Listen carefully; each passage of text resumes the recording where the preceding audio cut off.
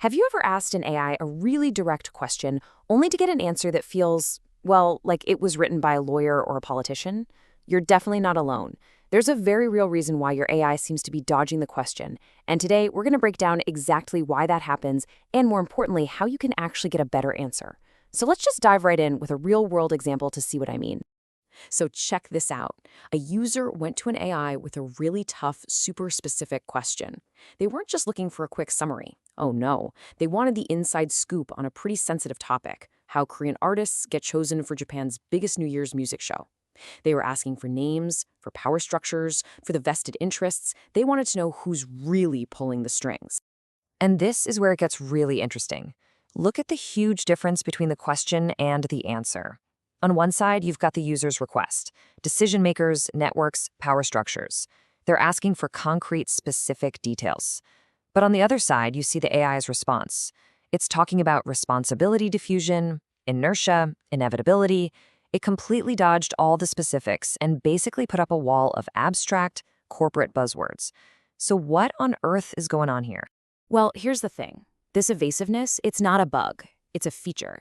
The whole issue boils down to the AI's core design, which is built around this incredibly powerful safety bias. It's been programmed above everything else to avoid risk. This right here lays out the exact minefield the AI is constantly trying to navigate. You can see there are 4 huge risks it's been programmed to avoid at all costs. First up, defamation. Naming a specific person as the mastermind could get its creators in a whole lot of legal trouble. Second, international incidents. Criticizing foreign groups or people could cause a diplomatic headache. Third is spreading misinformation. If it repeats some unconfirmed rumor as a fact, boom, it becomes a source of fake news. And finally, mishandling sensitive topics. Talking about things like nationality requires extreme caution so it doesn't come off as bias. Okay, so now that we know why the AI is so darn cautious, we can start to learn how to spot when its safety features are kicking into high gear. Let's look at the telltale signs of an AI that's playing it safe. You'll want to keep an eye out for these 4 red flags. Number 1, a ton of conditional language. If the answer is full of might, could, it's possible, that's a huge sign. 2, it uses abstract terms instead of specifics, talking about the organization or internal factors instead of just naming names. 3, it completely avoids sensitive topics like politics or nationality. And 4, it blurs the conclusion by offering up a bunch of different, sometimes even contradictory possibilities all at once. It's like saying it could be organizational inertia or a mastermind. It's basically trying not to commit to anything. Recognizing these signs is the first step, right? But the next step is where it gets fun, learning how to work around them. This is where we can make a huge difference.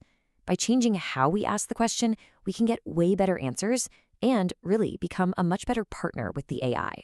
And here is a perfect example of what I'm talking about.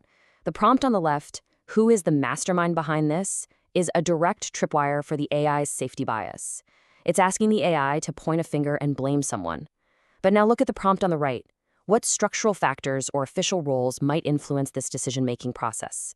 See the difference? This reframes the entire question. It's not about blame anymore, it's about analysis. It's asking for a map of the system, not a mugshot of a culprit, and that is a question the AI is way more comfortable and capable of answering. So here it is, your new toolkit for getting past that wall of AI evasion. First, like we just saw, focus on structures and roles, not on specific people. Second, frame your questions as hypotheses or possibilities to explore. Third, ask the AI to base its analysis on publicly available info, like news articles or official press releases. And finally, avoid asking it to make a final judgment on sensitive issues. You want analysis, not a verdict. Once you understand these sort of rules of engagement, it reveals a fundamental truth about what these big language models really are and what they're not. It stops being about finding a flaw and starts being about understanding the tool's real purpose. At the end of the day, when an AI gives you a vague answer to a risky question, it isn't broken. It's working exactly as it was designed to. Its number one job is to be a safe, reliable information processor. And that means it will always prioritize legal and ethical caution over a risky, speculative analysis that could cause harm. So, to use it well, we just have to respect that core part of its design. And this leaves us with a pretty fascinating question to think about. We're building these incredibly powerful tools to help us make sense of a really complex and often very risky world. But if their fundamental programming is to avoid risk at all costs, What are the ultimate limits of their ability to give us that deep, unfiltered understanding we're so often looking for?